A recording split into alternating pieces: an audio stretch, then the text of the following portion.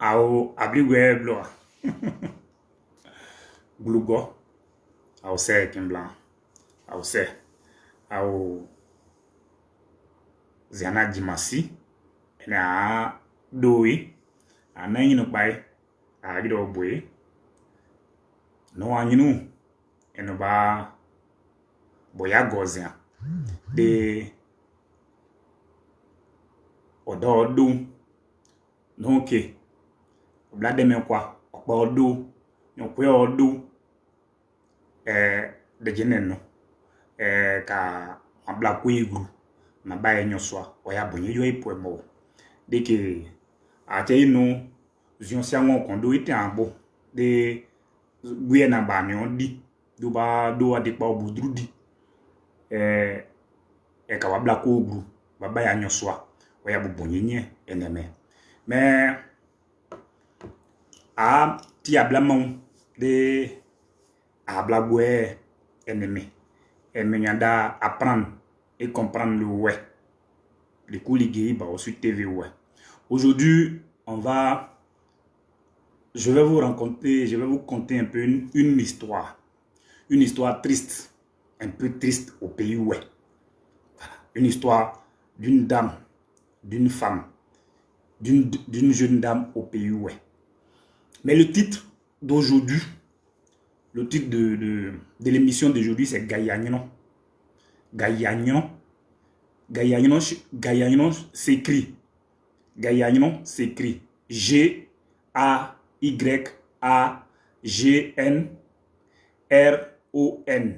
Gayagnon. Déjà, des ouais, vous dites, bon, Gayagnon, hein. À mon siège au déda, fait une son, mais des Gayagnon, des Nyon, déjà, bon, à ta Nyon, déjà, on parle de la femme.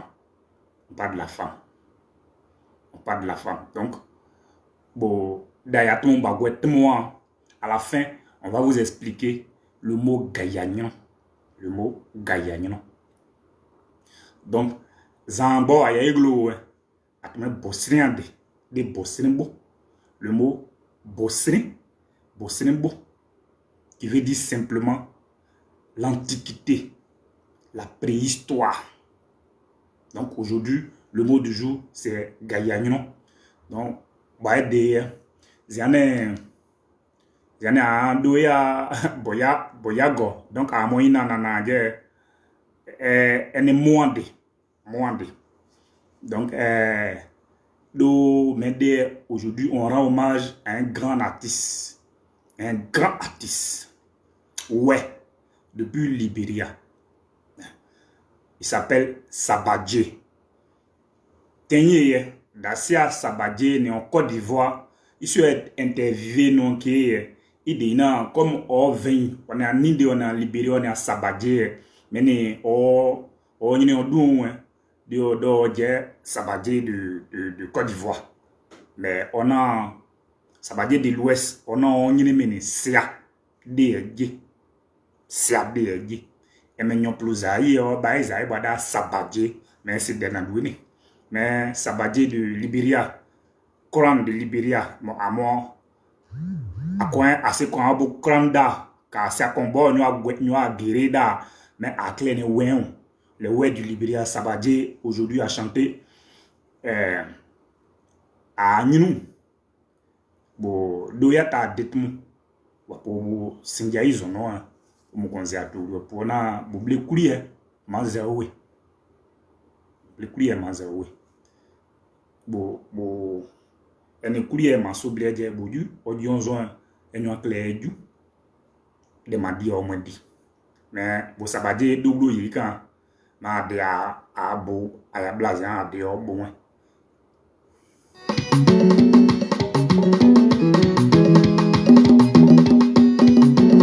a bu pepe ade o ne so ken aya mu pepe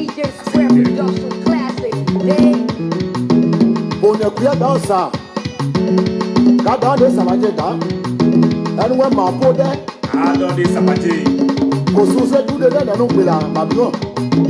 Ma ta femme de plein de la ma taille. When you get ma work là. Allez. So. Ouais. Yapo na ganya wesa oba. Ajuwa no desa yo tenjoba. Ajuwa no desa yo tenjoba.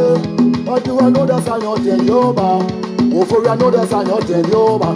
Ida kabia no desa yo tenjoba. Rose kela no desa yo tenjoba.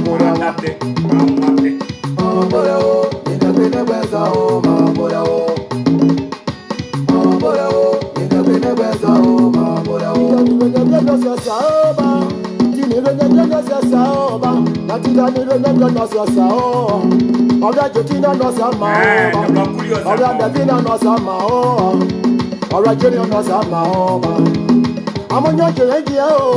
Oba root boy we on the mountain. Oba let's die.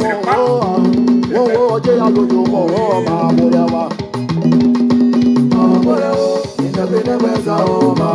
I didn't remember Mamma Jay away. I didn't know Mamma Jay away. That man is Sunday Mamma Jay away. And I got the follow Mamma Jay away. In my bottle Mamma Jay away. I can't run well. You shall rub out the floor.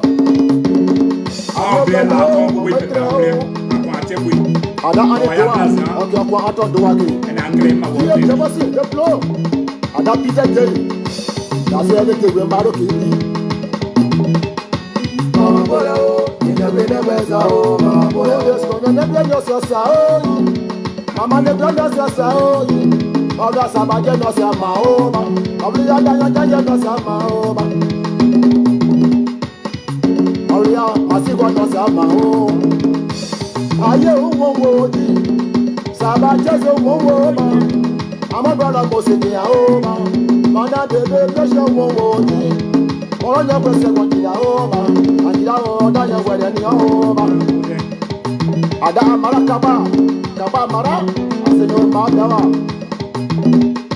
ma boya o ina bene besa o ma boya o la nya ma abia gba nya were ro ba nya ma pasa gba nya were ro ba Yama chena banya wele roba na mose moyo momo je yawe ya o na sata moyo momo je yawe ya o fre pa yo kana do yawe ya ba awo ya we bla oble ato pe wo ba yelo de bila se wa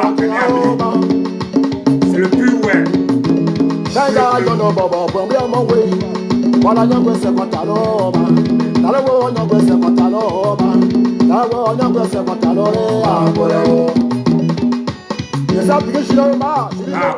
on enchaîne à Kombobo. Nous avons doué Sabadé. Blia. Tout c'est des bails. Donc, à Gwen de doué, il y a un moussona.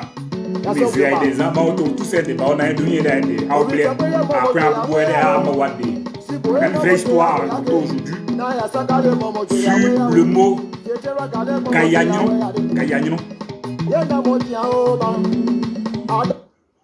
Tout c'est des bails. Quoi?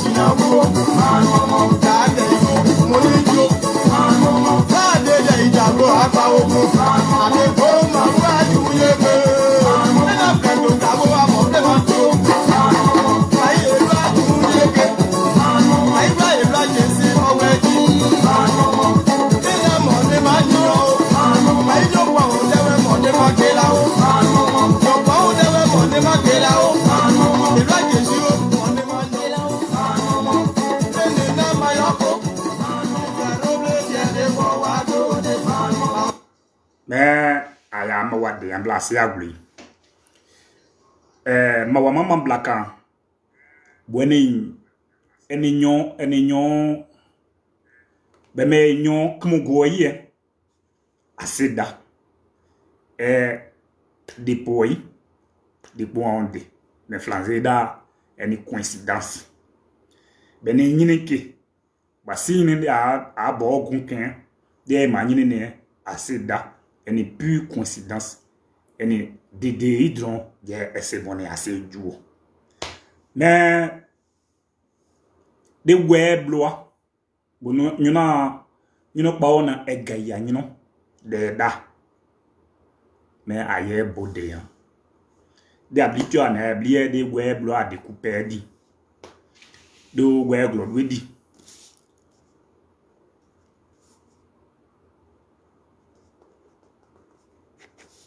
do weblo wedi do mo nyuna paona ma on dweni mo ne sianda nyo so sianda et nous abling son prénom ouais nyo so sianda et nous ado wa baidu o gloire non pas une maon wa non de ne oyi au blé 20 22 23 ans de me wa bao wa do di on egwe don de yoglo wa franchement wa muda ça dit wa nan wa non de ne oyi me wa bawe bu de guri ba bon ba wen kajonka ka do bainda za baina ba bon ba wen kajonka na ka ba je pour moi on kobone ena me to panambli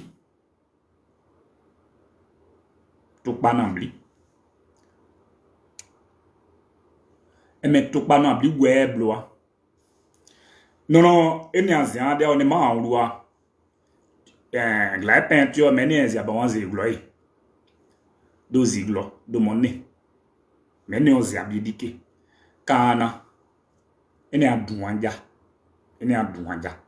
ta douandou la président des jeunes pour moi dans mon mais douandou o nyine jene o nyine o blatin de we on ada men do douanja douan est trop do douanja mais akire men ñu pliquer de c'est di douandou mais da douandou dans mon mais adia ama wa bodé do mon bonné de tokpa de we akle vuambli amon a non appelé à mon idée de achebo ñu no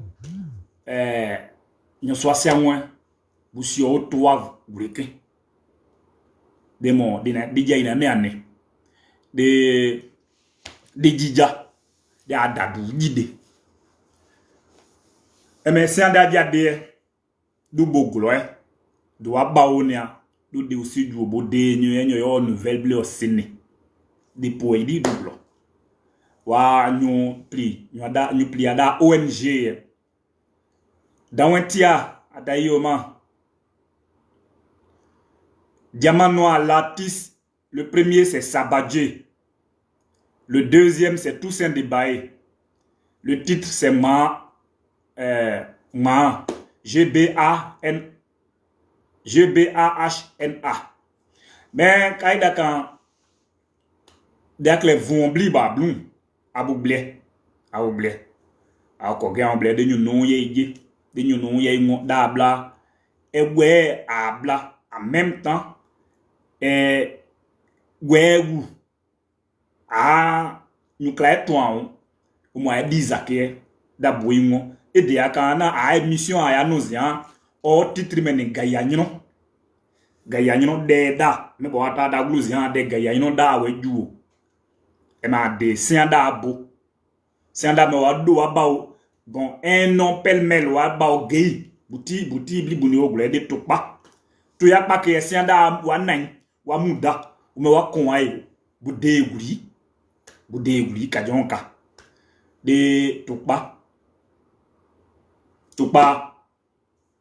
bu ple bu mo bu jat do bu jade da gaynia si anda so du odeka ou de nwa clé rien ou de ou fou gay jusqu'à Zundoué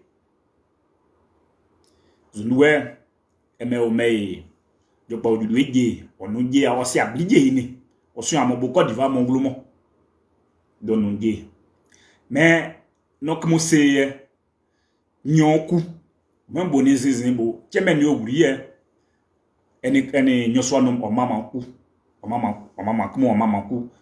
donc quand y a des nenu ma desone so pa gwe donc si anda ou c'est du bon je dade oble mo donc okpo abawo bono tu son tu temps wa je pa na ou so bon dede wa ko angei o de no drudi zon ozon wa non detoy oublie espoir ça dit ou de nyoswa guri ou du que ou doit pas aucun qui a mon digi des siono qui a mon digi des siono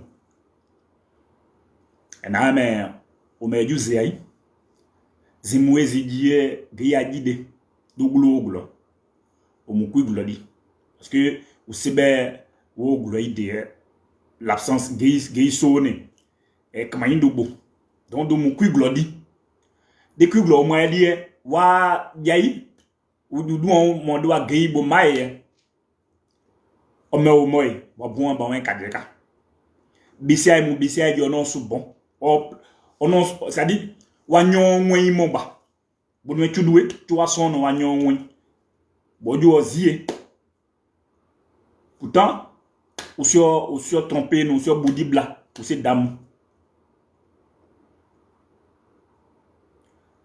ma bénédiction ah boyima assez boya boyo bonne fête donc si anda sur boudibla ou c'est dehors de pen no je du non sou bon boudeye wa nan to na bon de non les de on non c'est bon peut-être que o blo o jaye au moins do adaye au moins do adawe do jide me ko non c'est bon ene mo oublie do kwiblu ne ou no du payi son tane so au moins ja so na dena ize budi bo jokpo wata bon tenye o tme dia kleba bon ma penyen zon tazien o to po edeka mais de we ne mbon mo l'église mo digia o mo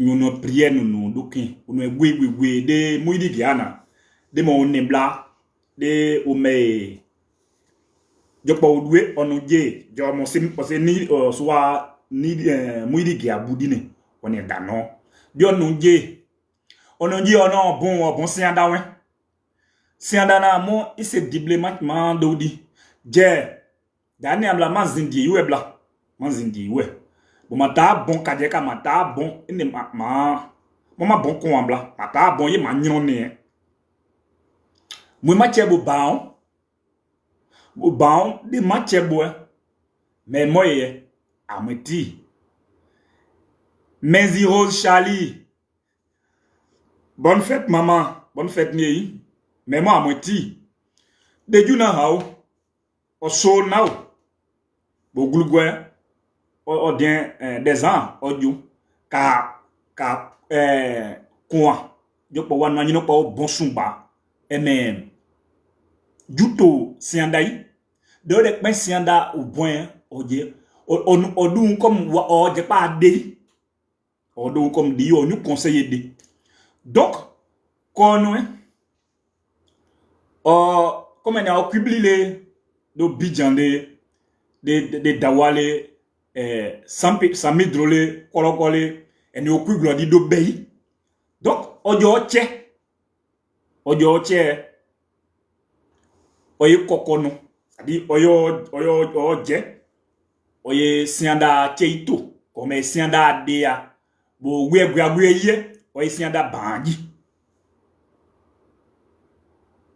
dio munjeka dio no dena mo no sianda wen na depuis idu anyino de no isia enyo tuje dia clairement de ye du anyo bo zonzien de pen bon o nyon Julie Amon Bonsoir, Gaïno. Oh, nyon. Mais, il mouenda. Bla dele, de glade de jouer, bouille, au tien de, oye, bode, ni pole, de, oye, bandit. Oye, bandit. Nye jo no koko kan do ma che jo me o che clay. Me ma bawe amwena. Amwena ndi bode ti do e bandit. Yega. Sanda me jouer. Bo pa yaye. Donc quand du bon moyen kena dimasika o je sanda bon moyen.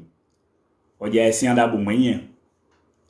De enanuka bonwe. Zonzon monje. O mo meye. Bo sanda to dade ka o tion téléphoné. Bo to da de France dit on un numéro rejeté. On a un rôle de mon job police noire. De pour comme ujuo bu mainde. Ma do assez anyo no na bu se internet blé. Donc ba me bu kama de ba di ai. Mais assez ba yo gule ba di so we. Donc si anda mo bu mainde ou bloqué do bu mainde. You on se nyon blé. On m'a dit nous mon seide de bu meilleur studio bien a audio on ne bu kaje ka audio ne won ye di otmo se adona a même assez de son bono assez gré gluso aussi je c'est abondé ka abondé gwe di c'est drudine c'est bon c'est bon ya di mon badi makumudi a lu abu men onui c'est anda dia de odi ya tmaka wa 35 ans zia uja de odi aye jiwa de aye una wa ba ogei onu de aye wa ko agei no de aye glu aye onu kwenjiri kabobo so ne ubo no zia ide ka use ko amble yi mais c'est de ado sonne una ogla de toklai ujade nyuna mu onu pianina du buklule nyo oglo onu dejiri uko akmone me awatu aduyin bo awatu aduyin o ja apaide do aye ya apaide do azon aba wechiro mo kasianda wanu do akmo dai patika do akwanje aba wotmu deke de abue de gweblo ade de gweblo nyuno na gunewe nyuno na gusene de gweblo aje ade est-ce que de guidire do ba ou bien kwani pian me jai je pian obey kwanyiri no de jupe ya clear we play de ka de se kwanje yo so ade o ma che gba obey kwanyino de se kwanje yi gbe ne ka kele ka yenule de bonu ajina de yoza mais à numéro na maweni omo plus 225 07 84 08 08 mais ni gwe gudi dablo à mon dos rapidement briefing en français. Voilà, briefing en français et à la fin on va expliquer le mot gayagnino. Il était une fois au pays où une jeune dame du nom de Seanda qui vivait tranquillement dans un village avec son époux gay. Malheureusement, la guerre de 2002 a frappé. Et c'était la débandade totale. Gay allait dans un autre sens et Seanda allait dans le sens inverse. Quelques mois après, quand la guerre a cessé, Seanda est revenu dans son village dans le but de retrouver son homme, sa famille. Mais malheureusement, Gay n'y était pas. Donc, elle a mené les enquêtes. Parmi les gens tués, son nom ne figure pas aussi. Avec l'avènement des ONG, l'ONIFI qui viennent avec des appareils chercher les cas d'entrée et autres, Gay n'y figure pas. Donc, elle a espoir que Gay a fui, un jour il reviendra. Donc, elle est restée 1 an sans copain. Deuxième année, c'est une femme, c'est un être humain, son corps demande. Donc, elle s'est mise avec un jeune de la CEDEAO. On va dire ça comme ça. Puisqu'il n'est pas ouest et il n'est pas de la Côte d'Ivoire. Donc, c'est de la CEDEAO. Leur relation a duré 1 mois, 2 mois. Sianda a dit au monsieur qu'elle ne se sent pas dans la relation. Pourtant, le monsieur a investi en elle. Vraiment, il l'aimait bien. Il la voulait comme femme. Mais Sianda ne se sent pas dans cette relation parce que Gueye est toujours dans sa tête. Gueye a occupé toujours son esprit. Et elle a espoir que son homme reviendra bientôt. Elle avait toujours cet espoir-là. Elle avait cet espoir que Gueye reviendra.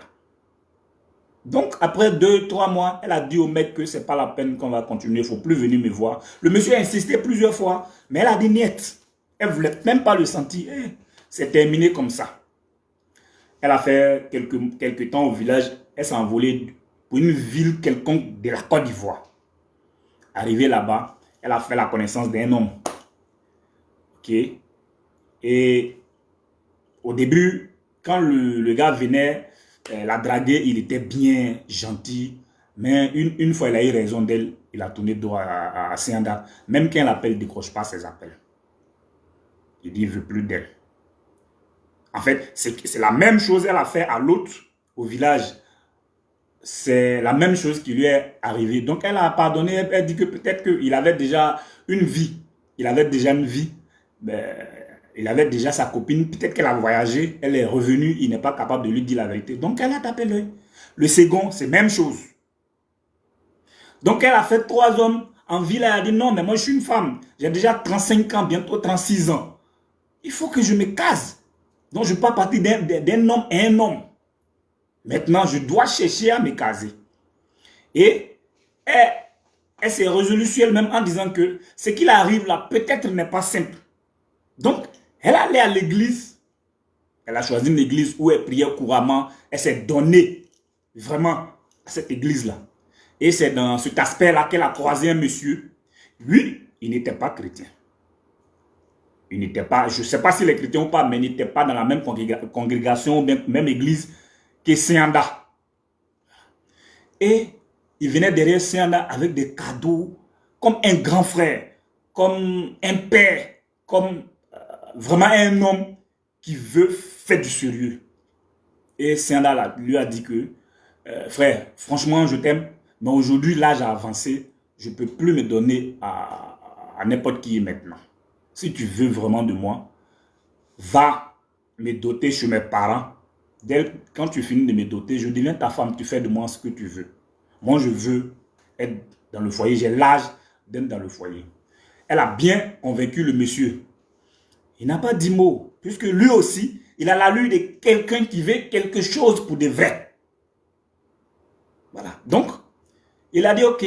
Les jours qui ont suivi, il était plus gentil encore. Il faisait des petits cadeaux et autres. En tout cas, il était à ses soins, à ses petits soins. Et les jours qui ont suivi, puisque c'est dans une ville, ça peut être à Korogo, Bangolo, Abidjan et autres, mais les villes sont très grandes. Donc, le monsieur est venu avec ses parents. C'est des jeunes, soi-disant parents, mais responsables. Il est venu avec ses parents chez une des tantes de Sianda. Et il allait, comme la tradition demande, en Afrique, chez nous, il allait faire le fameux coco, c'est-à-dire dire à la famille, je suis désormais celui qui veut demander la main de votre fille, qui veut vivre avec votre fille. Si vous ne la voyez pas, peut-être qu'elle passe le temps avec moi. Ok. Et il a même donné une date où il va venir doter Sianda chez ses parents. Donc, ça a convaincu Sianda. Elle dit, depuis que je suis venu en ville, j'ai croisé des mecs qui n'ont jamais fait ça. Mais celui-là, il est spécial. Tout ce que je demande, même s'il ne peut pas y faire au moins la moitié, et il est toujours compréhensif, il arrive à me montrer son charme là que moi, je n'arrive pas à comprendre. Ça dit, il est quelqu'un que je veux, il est quelqu'un de bien. Je ne peux pas penser un instant qu'il me fait quelque chose de mal. Puisque il s'est déjà dévoilé, il a fait le fameux coco. Pourquoi ne pas me donner à mon homme pour ne pas que demain je le perds? Je sais qu'il va me doter déjà. Donc elle était convaincue. La semaine qui a suivi, Sianda et le monsieur sont devenus gars égaux. Voyez-vous? Et même le monsieur a dormi avec elle. Quand ils se sont séparés, il est rentré chez lui, elle est rentrée chez elle à la maison. Les heures qui ont suivi, Sianda appelle le monsieur pour lui dire qu'elle est à bon port. Elle est bien arrivée. Le monsieur rejette ses appels. Quand elle appelle, il rejette. Plus pire, même, il a mis sur liste noire. Donc, elle, étant paniquée, elle s'est dit peut-être qu'il y a quelque chose qui est arrivé au monsieur. Le cœur, il est toujours mauvais. Hein? Il pense négatif d'abord avant de se ressaisir. Donc, Sianda est partie chez lui. Dieu merci qu'elle connaissait chez lui. Donc, elle est partie chez lui. Quand elle est allée chez lui, le monsieur est bien assis à la maison, il n'y a pas de femme, pas d'enfant, il est bien dans son studio, bien grand, bien chic. Il dit à Sianda que je ne ressens rien pour toi. Franchement, je ne peux pas te mentir.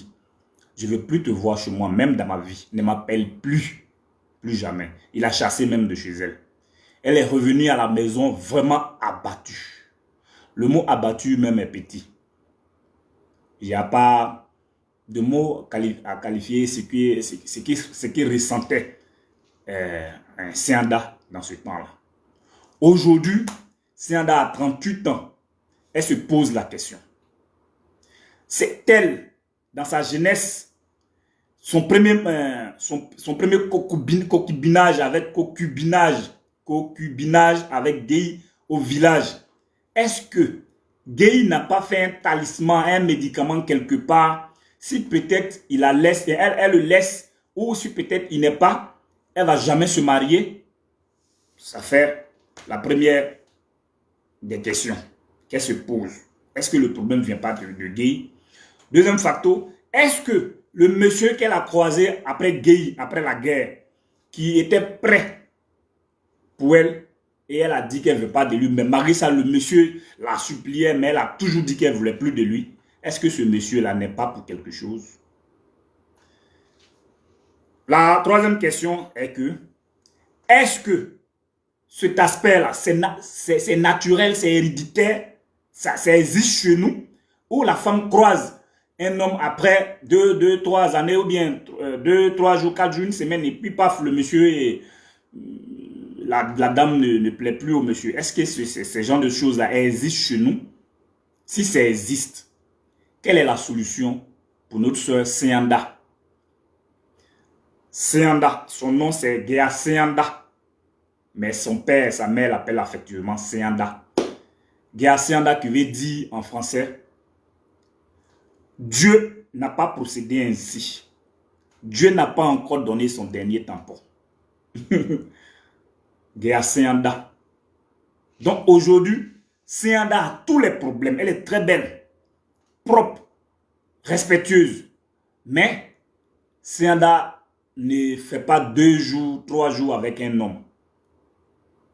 Elle est partie à l'église. Il n'y a pas eu de solution. Donc vous qui nous écoutez, le numéro c'est plus 225 07 84 08 08. Si vous ne pouvez pas appeler, vous pouvez donner une solution en écrivant quelque chose sous la vidéo. Parce que la dame en quelque sorte, Sianda, ouais, aujourd'hui, elle nous suit, elle est en direct avec nous. Parce que elle dit, elle a frappé un peu où elle pouvait frapper, mais aujourd'hui, elle est résolue sur elle-même. C'est pourquoi elle a expliqué l'histoire à Gueye Bao, qui va transmettre cette histoire-là au peuple ouest, si elle peut trouver une solution. Est-ce que il y a une solution à ça? Est-ce que c'est naturel ou c'est un envoûtement qui vient de ses parents, d'une sorcellerie de ses parents, ou un envoûtement de son premier mari ou le deuxième? Ou c'est naturel, c'est son temps qui est arrivé puis ça a commencé à se manifester dans sa vie. Donc, aidez notre soeur Sianda. Maintenant, le morceau, excusez-moi. Maintenant, le mot Gayagnino. On va expliquer le mot Gayagnino avant de conclure. Mais la vidéo, chez vous à la maison, si vous la voyez, faites quelque chose pour Gayaseanda. Écrivez quelque chose pour Gayaseanda. Écrivez quelque chose pour Gayaseanda parce que elle souffre beaucoup. Et c'est une histoire réelle. C'est une histoire vraie. C'est une histoire vraie.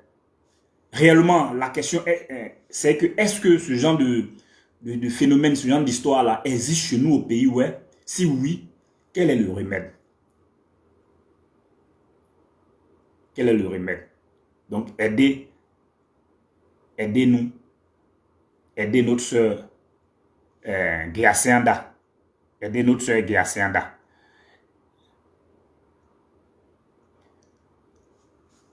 Ziane a doya fête, mais mando oubli on Jeanne. Wable oubli. Bona mando, c'est vrai, et mando, et maintenant. Mais on m'a appelé un bout, de Sikoji, de Yopugo. Il dit wako wa coin. Mais bo tineka bo nyuno bo bado itan bo bata vien bo blege je a moins a duida drudi ke nyo oje doa bona ti ni o memu je ode osiana eme enyomo enyo anadi mba wo bla ebo eme enyomo ni de dauda ni on je drudi mais ato boulion jamdui ya ha dano kan wo on a next volume.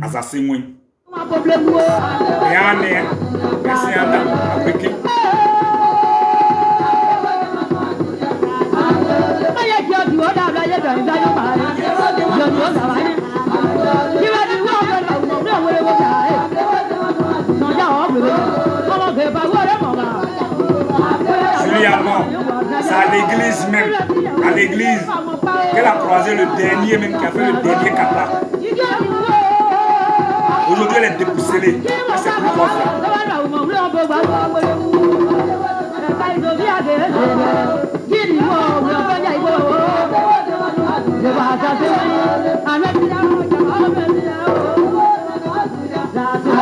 Maman c'est idée, à mon pépé d'eau, à n'est souk, à moi yini.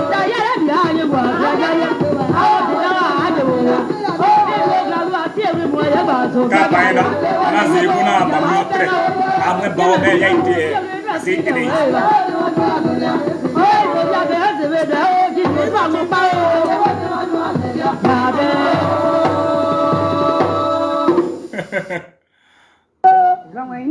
Hola.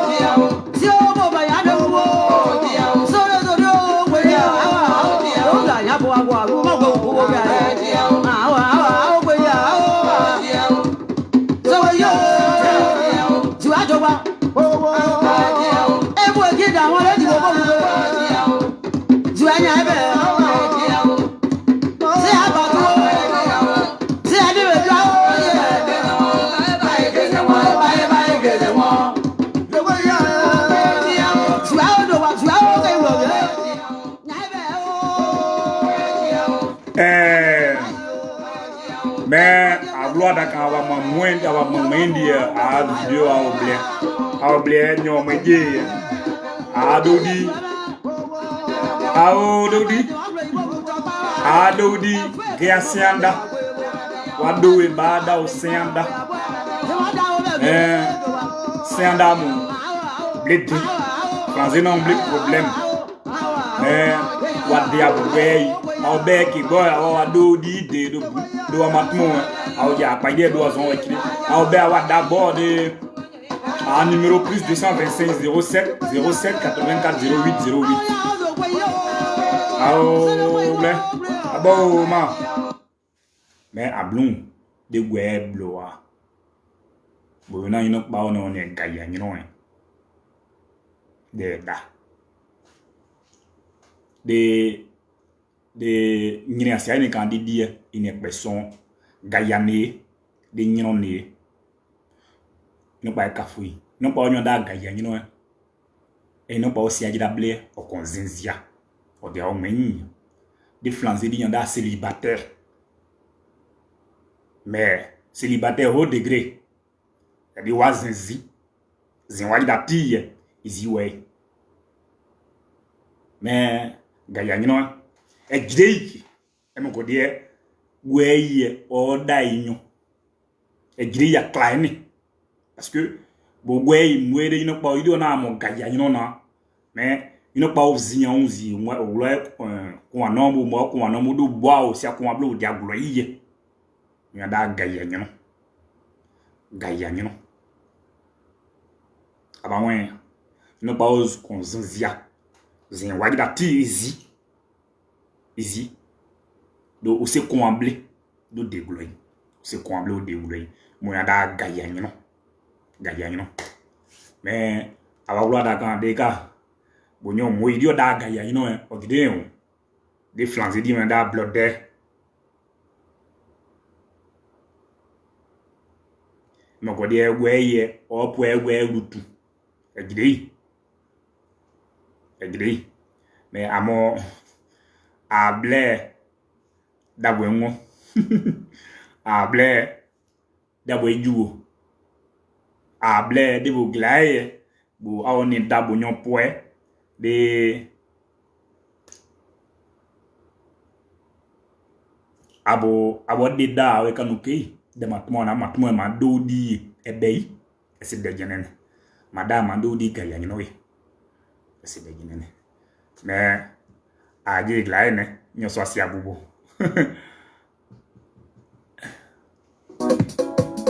Nelson Boussou, le magnifique arrangeur. Salut à toi, papa.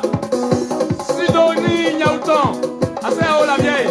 Ah, do aba boy ekwe. Petit Paris, Ya no assez na haut. everywhere. Le ballon de Yatio. Abu kire ya wo ba ni ton ya wo bai. Ce commençant, Yaïga. Gaïa, you know. Elle ne se doit Gaïa, you know, pas aussi agidable. Ou bien qu'on pourrait la maman.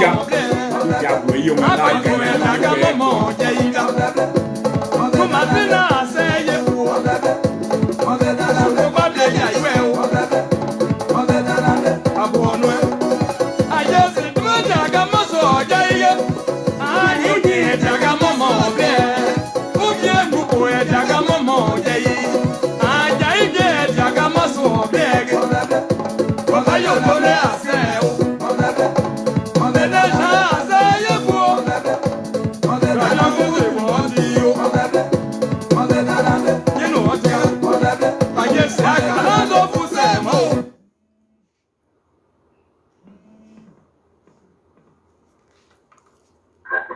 Allô?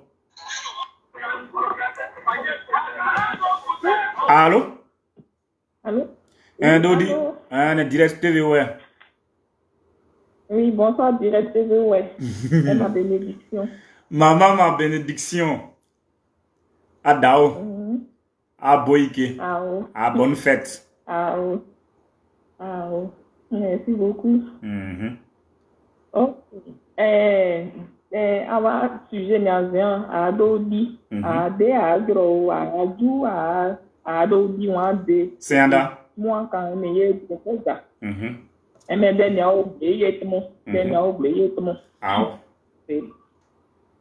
bon mon blé de bla bo mo me o tmo do de me bo mon blé e weda e se de gwe ke abonné son wa pone e ni e weda the woman is one pregnant away no day as a gay ne any said they are gay no day no Bomo grebo na to ye kamo ene omo parce que wa je on tu bone nyosuru de ye ou ne chendi fort ou ne chendi ou ne chendi ici au dit au ici au dit bon c'est que je suis au Côte d'Ivoire c'est quoi do apelo donc nous bien coin ou nous enyo facilement et me débonner ouais non bien bonner abi de a non de WhatsApp de wa non do de me ouais ma fait ça dade non mu comme wa non do de me ma fait c'est non de non bon de c'est si comme de wa non mais ene wa de ma fait ma bon à me du bébé wa de ma bon à me du bébé quoi en fait donc do nya oblo ka jon ka de we on ne wona en son bon obayo non so mo ke wa je to e kaida kan bu wa son bon wa zado de me wa de wa nya oni eni yan gle yan fun me après mo c'est droit nous il a sous bon de ka se be ye wu de ya ni bu ye je pas jusqu'en du pas pe million et mais des bonnets à tien bonnet à tien wa do vraiment facilement wa oui ou bonnet wa dadu wa dadu te Côte d'Ivoire ko bonnet donc mon on nom de rue bon mon soublé bon mon soulier bon non sur bonnet pour di bois comme lui pour que dans do en point c'est dit. Mais quand maman la bénédiction. Mais quand les cassiens d'ailleurs non des denabo ayu ko dire.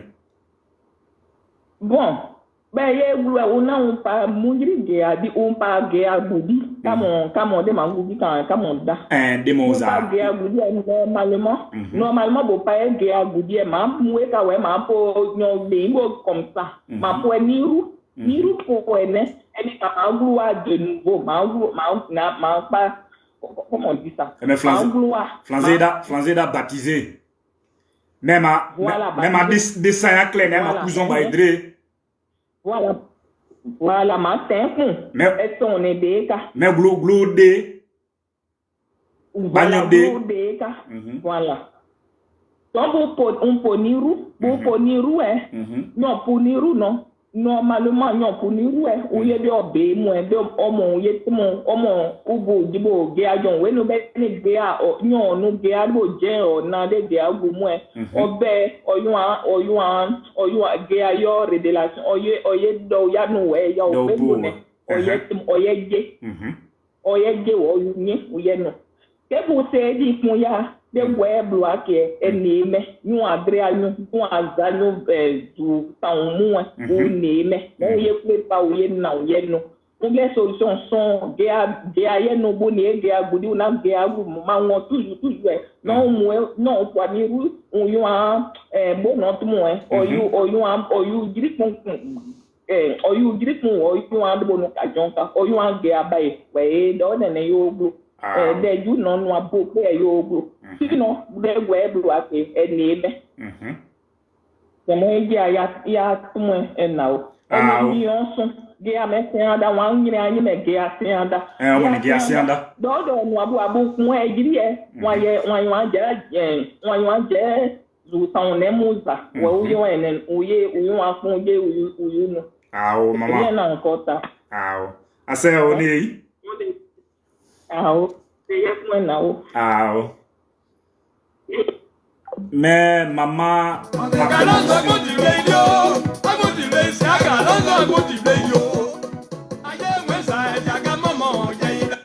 ayegulai mais bagula mon boy dimasi adiana amandeiza dede mawana oble didu de odi se ada ma wable didu de odi diabo webloa you know ne aye on conduit on a tikike on a black drudu ne conduit te anwa bu deina kama anwa bois bon son anuba no ide son ke ne enyu nombo mawana didu ne ondi bo sonzia mataje ne ngona bomu banglo na zbayi mu mai onege ya bawe de waidi apen de waidi jumu me enada gay wasa gay de tbana o mu de tba et c'est courant d'abri. C'est une manière d'attirer l'attention de nos sœurs. Nous n'avons pas meilleur moyen de dadou à déployer ou de à pas y douer. Boadou d'idée à drou de se dédouiner.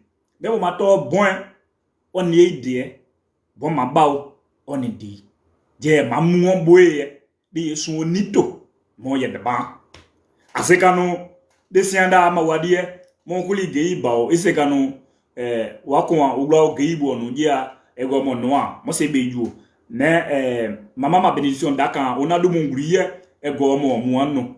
Mais, de mouidi gea, nous ni drupo, mais flanzé da baptisé, de wegribla, de boussé, mais bec, ou moué we de, nous en avons cogné mon de ne a voulu nous bonner waki. Mais, kada kana a bon dinaï. Mais si on a mawa, bon, y a vidéo da, a au créer des ondes. Non, bah, on da kanke, a da numéro ne plus 225 07 84 08 08. Mais kada kana assez agri am ayegdan senda mawa ni akle mawa de boni gwe don da de wonke mandodi umongidi wa bunkide une gine sango une neme gine mo du se combler et poids. Pourtant, bon mondial aussi, il y a Isakane. Des mandodi, c'est bien au bout, mais il y a petit kada. On a si on marié le frère, il n'avait pas avoir de gourmet. Mais c'est bien mandodi, le duo. Oui, manino. Mais, abaya tchewen, abaya grobwe, adi nous paye. Bon, oui, bodassi, comment black and abli gwe, non zeideka. Non zeideka. Dans l'année quand da douanja quand nous abiedie kadania ka gwe clean glono mato dipa ñu ma blacking d'abord waidi abi ma blacking glono bopo waidi abi dede mais waidi abi dizi we on abi glenendi mais ñu na diaina asiba wa mamble ayu bubo mais ba wata obu bon au mu bujidi mamu nyo we yedinye yedi okpo eto ko bu ni amo asiane bo to okpo ye da so guri de do mo e mount o sandi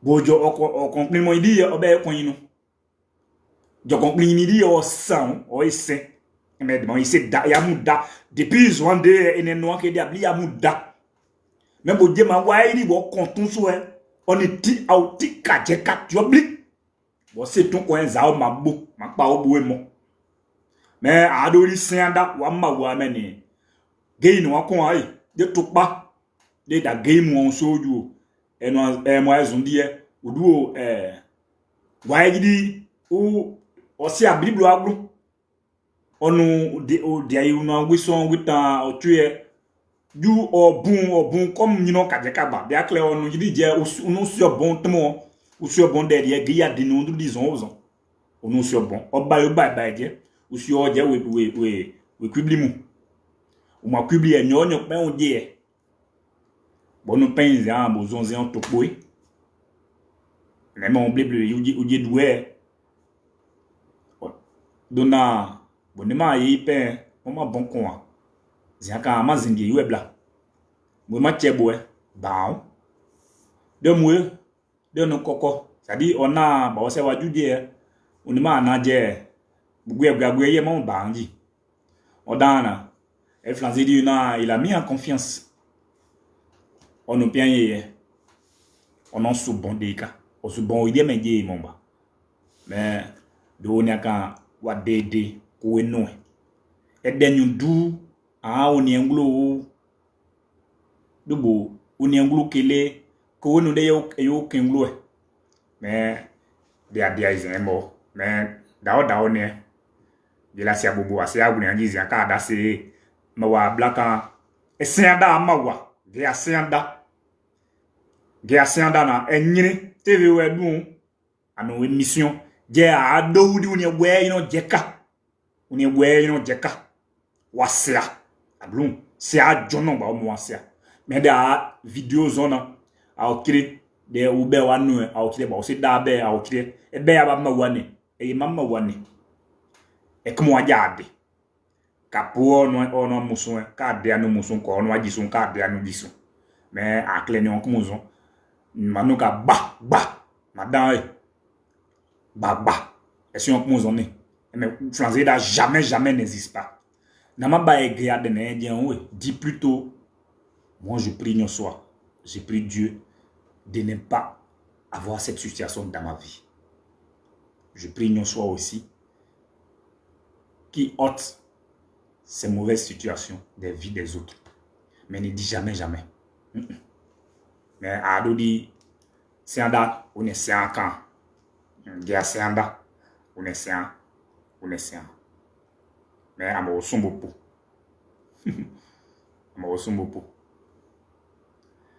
Mais allez glay mais ziba de tiezai on a nyomli ya pache na dine Ziba we dia bro no se mo maje je don everywhere money sari da geza de everywhere president Boka Crepin amusi wade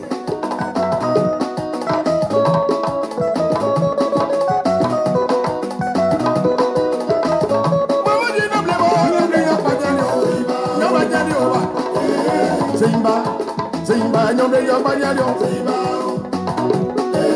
Mama Marina dina, nyombe yo banyalio. Marina debo, na jawi, ina nyombe yo banyalio. La marena, dombo bina, nyombe yo banyalio. Simba, allez glayo nyombe yo banyalio. allez premier jour de semaine Ya brejibena, nyombe yo banyalio.